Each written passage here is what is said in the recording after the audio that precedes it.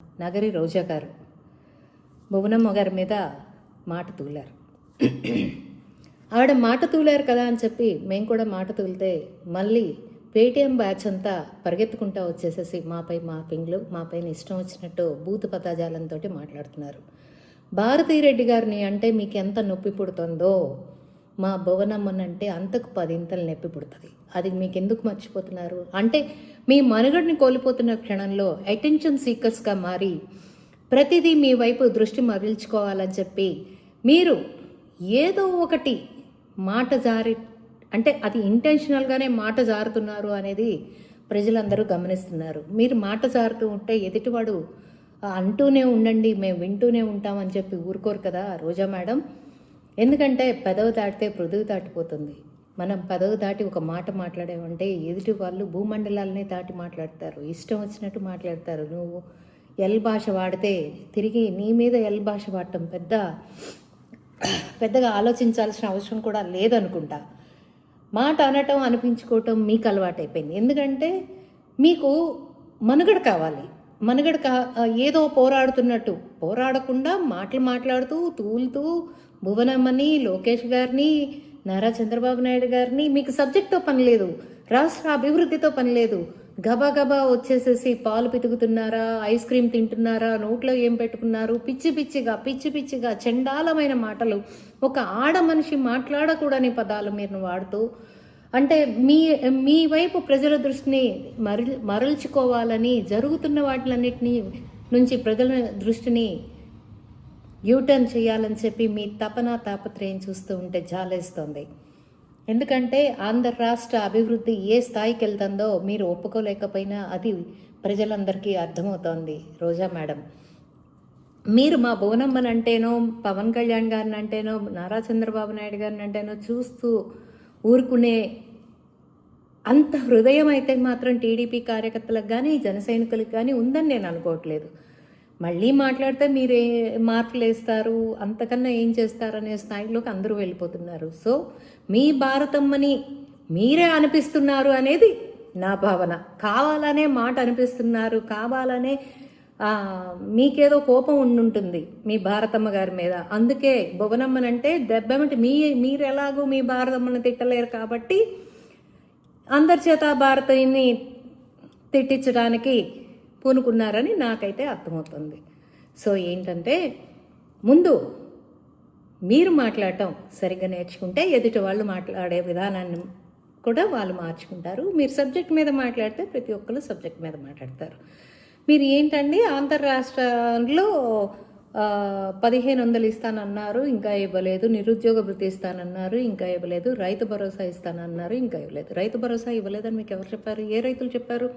రైతు భరోసా ఏ రకంగా ఇచ్చారో మీకు తెలియకపోతే రైతులు వెళ్ళి అడగండి. మీరు గ్రౌండ్ లెవెల్లో ఉండరు. మీరు టిప్ టాప్గా రెడీ అయిపోయి ఎక్కడో షికారులు చేస్తూ ఉంటారు, టైంపాస్గా రాజకీయాలు చేస్తూ ఉంటారు, టైంపాస్గా వచ్చి నిందలు మాటలతో గుడ్డలు కాల్చి మీదేస్తూ ఉంటారు. మీ టైప్ ఆఫ్ రాజకీయం ప్రజలందరికీ అర్థమైంది. ఇకపోతే మహిళలు ఉచిత బస్సు ఇచ్చారు, మహిళలకి ఇస్తానన్న తల్లికి వందనం ఇచ్చారు, ఎంతమంది పిల్లలు ఉన్నారో అంతమంది పిల్లలకి ఇచ్చారు. రైతు భరోసా సంపూర్తిగా ఇచ్చారు. 20,000 ఇస్తానన్నారు, అంతవరకు 20,000 ప్రతి రైతు లబ్ధి పొందాల్సిన ప్రతి రైతుకి ఇచ్చారు.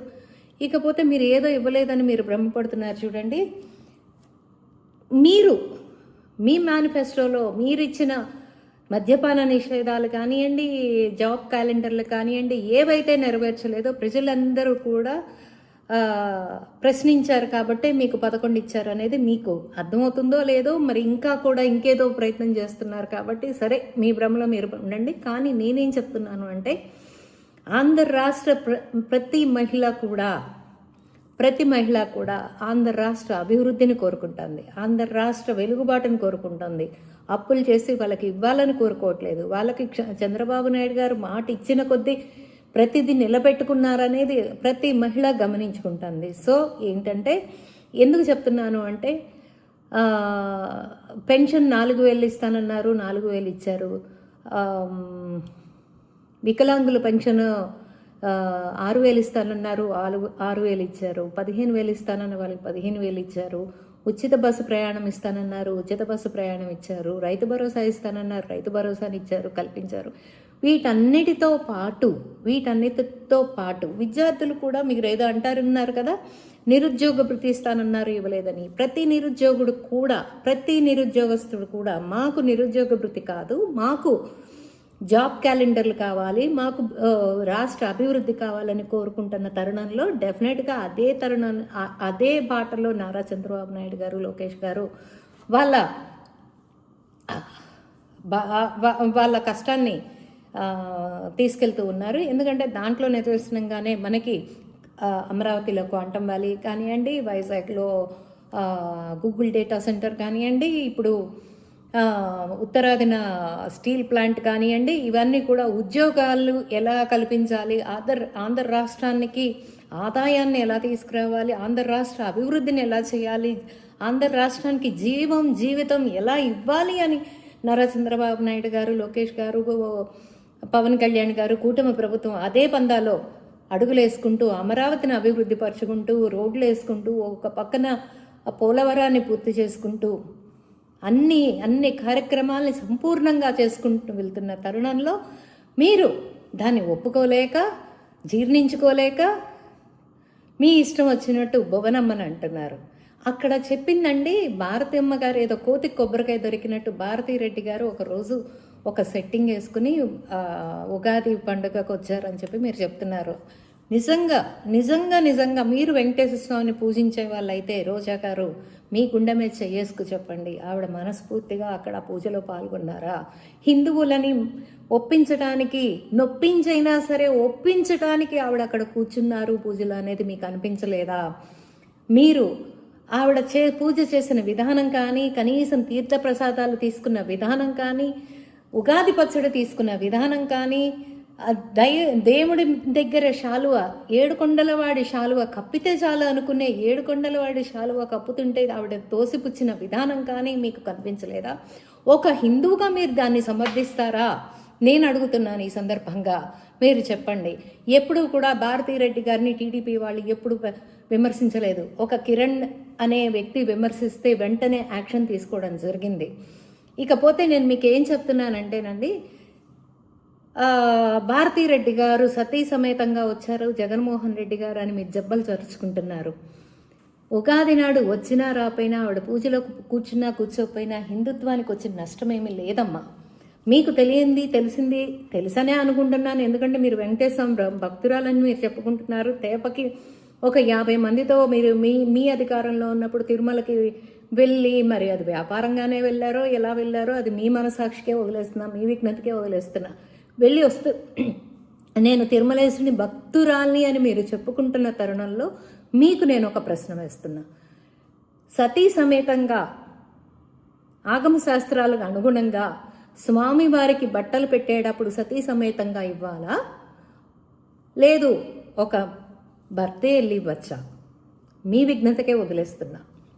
అది మీ సంస్కారానికి, మీ ఆలోచనలకే వదిలేస్తున్నా. దాని గురించి ఒక హిందువు అయినా ప్రశ్నించాడు, ఒక ఆంధ్ర రాష్ట్ర పౌరుడైనా ప్రశ్నించాడు, ఒక భారతీయులైనా ప్రశ్నించారు. దాని గురించి ప్రశ్నించారు. భారతీరెడ్డి ఎందుకు రావట్లేదు తిరుమలకి? అసలు భారతీరెడ్డి గారు తిరుమలలో అడుగు పెట్టారా? ఏ రోజన్నా తిరుమలలో అడుగు పెట్టారా? జగన్మోహన్ రెడ్డి గారు చెప్పులేసుకుని మహాద్వారం దాకా వెళ్ళిన మాట వాస్తవం కదా? ఏ రోజన్నా డిక్లరేషన్ ఫామ్ మీద సంతకం పెట్టి జగన్మోహన్ రెడ్డి గారు తిరుమలకి వెళ్ళారా? ఇవి అడుగుతూ ఉంటాయి. వీటన్నిటికీ సమాధానం చెప్పకుండా నారా చంద్రబాబు నాయుడు గారు ఉగాది రోజు ఒక్కడే ఎందుకున్నాడు? పవన్ కళ్యాణ్ గారు ఎందుకు లేరు? పంచాంగ శ్రవణము భార్యతో ఎందుకు వినలేదు? మీ భువనేశ్వరి గారు ఏమన్నా పాలు పితుకుతున్నారా? అది ఇది అని చెప్పి పవన్ కళ్యాణ్ గారు భార్యాభర్త రాలేదు. ఇవి కాదమ్మా ముఖ్యం. పంచాంగ శ్రవణం ఒక్కళ్ళైనా వినొచ్చు, భార్యాభర్తతో కలిసి వినొచ్చు. అది పెద్ద గొప్ప విషయం అయితే ఏం కాదు. మీకేదో కోతి కొబ్బరికాయ దొరికినట్టు ఏదో ఒకసారి పాపం మీ కంటి తుడుపు కోసం ఆవిడ వచ్చి ఒక సెట్టింగ్లో కూర్చున్న మాట అయితే వాస్తవం. కానీ తల్లి, మీరు నిజాలన్నీ మీకు తెలిసి కూడా మీరు వాటిని మసబూసి మారేడుకాయ చేయటం కోసం వాళ్ళెక్కడున్నారు, వీళ్ళెక్కడున్నారు, పాలు పితుకుతున్నారా అంటే డెఫినెట్గా తిరిగి మిమ్మల్ని అనటానికి ఎవ్వరికీ అభ్యంతరాలు లేవు. తిరిగి ఖచ్చితంగా అంటారు. మీరేదో మార్కులు వేస్తారనో, మీరేదో మా కుటుంబాల జోలికి వస్తారనో భయపడి మాత్రం ఆగరు. గుర్తుపెట్టుకో. మీకు ఇంకోసారి హెచ్చరిస్తోంది ఏంటంటే, ముందు మీ నోర్లు అదుపులో పెట్టుకోండి. ముందు మీరు మాట్లాడుతున్నారు, మీ మాటని అదుపులో పెట్టుకోండి. మీరు అదుపులో ఉండండి. సబ్జెక్ట్ మీద మాట్లాడండి. రాష్ట్రాభివృద్ధి గురించి మాట్లాడండి. దానికి మేము సమాధానం చెప్తాం. తర్వాత మేము ఏదన్నా అంటే గుక్కబట్టి ఏడుస్తారు. మేము మాట్లాడకూడదు అంటారు. మా జగన్మోహన్ రెడ్డి గారి కుటుంబాల గురించి మాట్లాడారు, వాళ్ళ అమ్మల గురించి మాట్లాడారు, వాళ్ళ చెల్లెల గురించి మాట్లాడారు, ఏదో మాట్లాడుకుంటూ వస్తారు. మీ జగన్మోహన్ రెడ్డి గురించో వాళ్ళ కుటుంబం గురించో మాట్లాడాలనే శ్రద్ధ మాకేం లేదమ్మా. కాకపోతే ఏంటంటే 4 గోడల మధ్య మాట్లాడుకోవాల్సిన వ్యవహారాన్ని 4 వీధుల మధ్య తెచ్చుకుంటుంది మీ జగన్మోహన్ రెడ్డి. అప్పుడు ప్రజాక్షేత్రంలో ఉన్న వ్యక్తి గురించి, వాళ్ళ కుటుంబ వ్యవస్థ గురించి ఎవరైనా మాట్లాడతారు. కాబట్టి అందరూ మాట్లాడతాం. అది కనుక 4 గోడల మధ్యన ఉండుంటే ఎవరికి అవసరం లేదు. జగన్మోహన్ రెడ్డి 4 గోడల మధ్య ఉన్నా కూడా, ప్రజాక్షేత్రంలో లేకపోయినా కూడా, ఎక్స్-సీఎం కాకపోయినా కూడా దాని గురించి ఎవరికి పెద్ద ఫరక్ పడదు. ఎవరు దాని గురించి మాట్లాడరు. ఇవాళ మాట్లాడుతున్నారు అంటే డెఫినెట్గా అతను ప్రజాక్షేత్రంలో ఉన్నాడు. వాళ్ళ ఇంట్లో పరిష్కారం చేసుకోవాల్సిన సమస్యని నడివీధుల్లో 4 బజార్ల మధ్యకి తీసుకొచ్చారు. కాబట్టి డెఫినెట్గా అందరూ మాట్లాడే తీరుతారు. ఇది స్వతంత్ర భారతదేశం. మాట్లాడే హక్కు ఎవరికైనా ఉంది.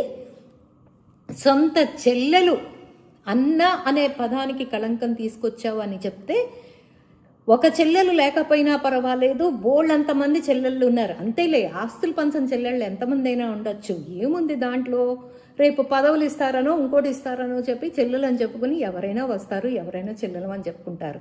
కానీ తోడబుట్టిన చెల్లెలకి న్యాయం చేయలేని వాడు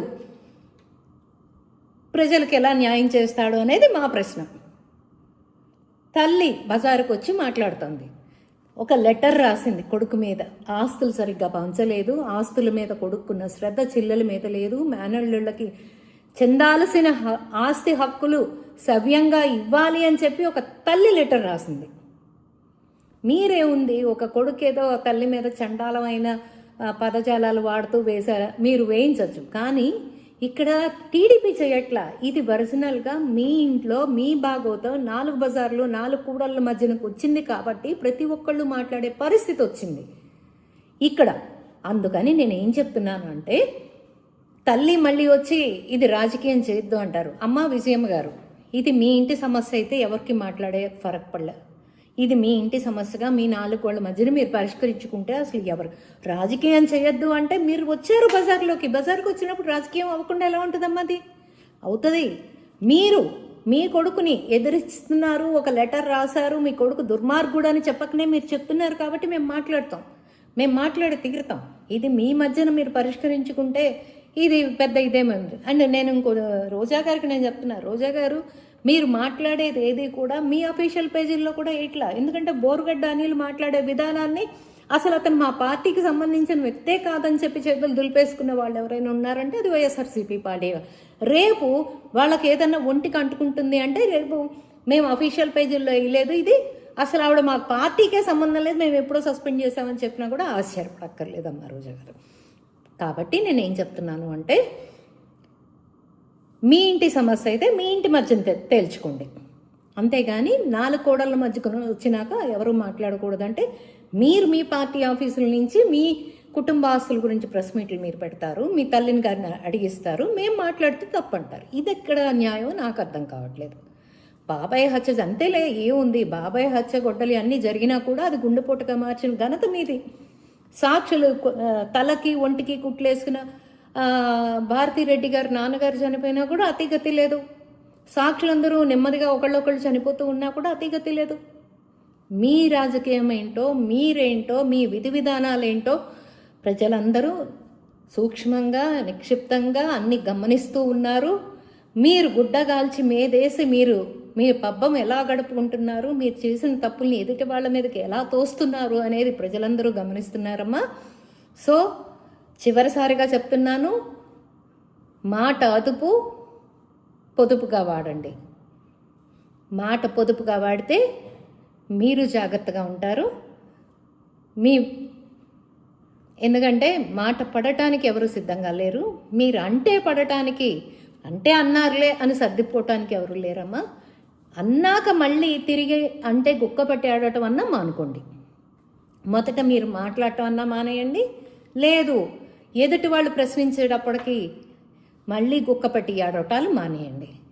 భాషలు మీరు మానేస్తే మిగిలిన వాళ్ళు మానేస్తారు. సంస్కారం అనేది మీ తల్లిదండ్రులు నేర్పిస్తే అది మీకు కూడా వస్తుంది. కొంచెం మాట్లాడే విధానాన్ని మార్చుకుంటారని ఆశిస్తూ సెలవు తీసుకుంటున్నాను.